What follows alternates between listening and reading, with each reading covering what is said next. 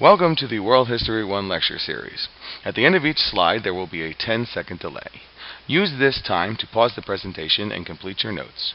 When you are done, push play and you will move forward. This lecture will begin in 5 seconds.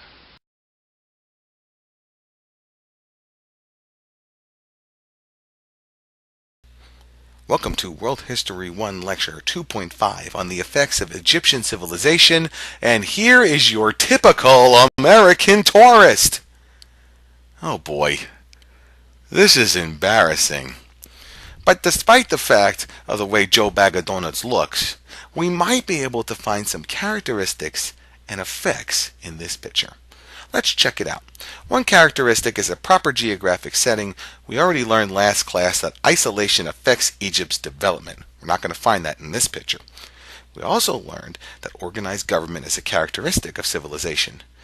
Well, he's dressed like a pharaoh. We know from prior experience that pharaohs are in charge of Egypt. How about the development of urban society? Check out those pyramids. We have sophisticated buildings. How about organized religion? He is holding a religious item in his hand. That is an ankh he's got right next to his chest. Division of labor? Well, he's clearly in charge with that staff, the staff of Ra. And our last characteristic, class structure. He sure doesn't look like a slave to me. So I guess we could title this picture, I went to Egypt and all I got was this lousy, but historically correct, picture. Let's move on and look at the details when it comes to the effects of Egyptian civilization. Go to the next slide.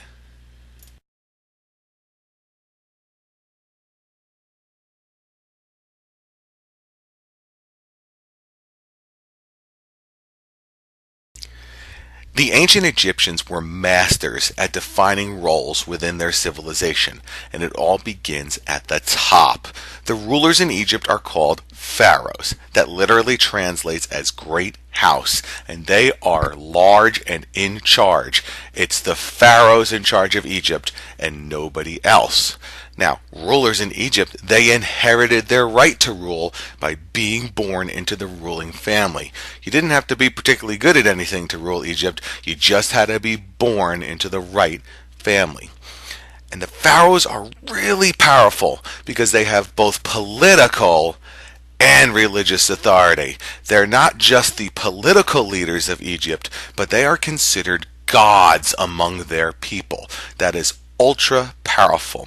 And this power extends to priests as religious and government powers are combined together. We call this type of government a theocracy. It's not just the politicians you're dealing with or the law. It's the law and the religious law. Go to the next slide.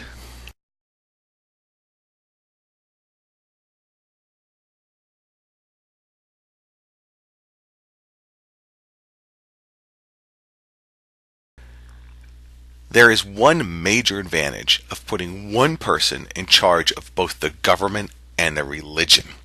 You see, pharaohs combine their power into one central government. And that government was located in one place and ruled from the top down.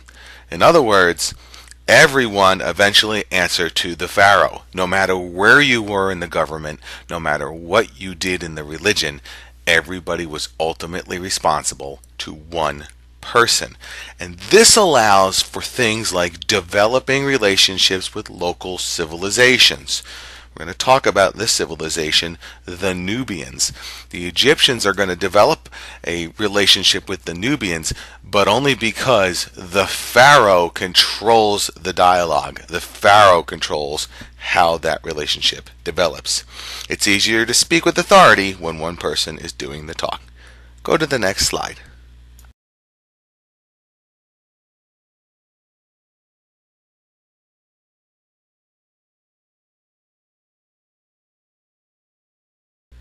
The rest of the ancient Egyptian class system is detailed and complex, and as you can see, it has multiple levels.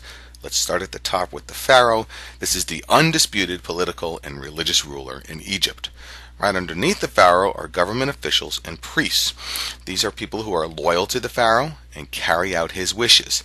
fact, the pharaoh's second in command, the vizier, he's in this class. Underneath these officials are soldiers. These are people who fought for the pharaoh voluntarily or were conscripted. You will fight for the pharaoh. We're making you do it. Underneath the soldier are scribes. These are people who kept records and supervised the day-to-day operations of the civilization. Only scribes and priests could read and write. So scribes are very important in this civilization. Under the scribes are the merchants. They trade and sell goods. They are considered the middle class in ancient Egypt. That's why they're right in the middle of the pyramid. Under the merchants are artisans. These are skilled laborers, sculptors, painters, carpenters, goldsmiths. They do this year round. Underneath the artisans are farmers. They farm for part of the year, and for the rest of the year they're working as unskilled laborers. Most of the time they're working on large government projects, pyramids, tombs, palaces. And on the bottom of our class system are slaves. This is involuntary servitude. These slaves are forced to work against their will. They do whatever the authorities in Egypt want them to do. Go to the next slide.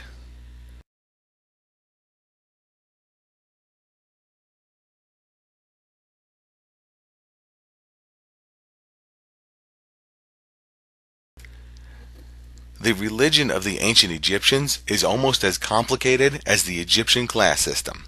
The Egyptian religion was polytheistic to the extreme, with many different gods. Just on that chart are 27 different gods, including the pharaoh. The pharaoh was a god on earth who connected the Egyptians to their gods. In other words, the pharaoh has ultimate religious authority because he's the only one talking to the gods. And if he doesn't like what you did, he's going to tell the gods to do something about it. Now, we also have some buildings that come from the religion. Pyramids and obelisks are built for religious purposes and as memorials to the pharaohs. We also have tombs in those pyramids. We know about those already. Look at the obelisk. It's the thing that looks like the Washington Monument. So we have a little bit of ancient Egyptian civilization here in our civilization. Go to the next slide.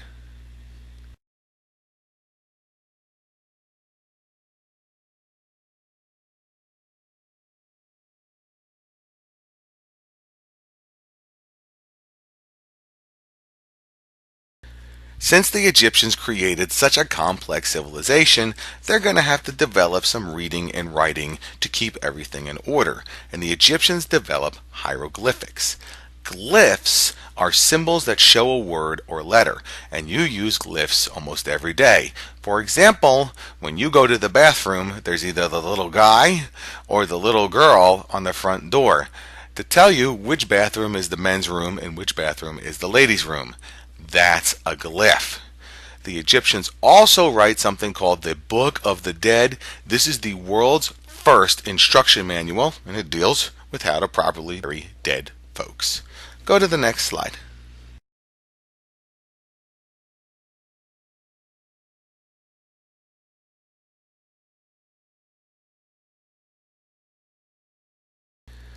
Remember I told you that Egypt was around for a very long time?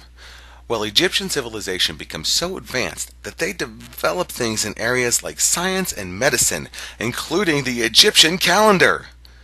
Not that calendar, the Egyptian calendar. It's one of the first attempts to keep track of time on a larger scale.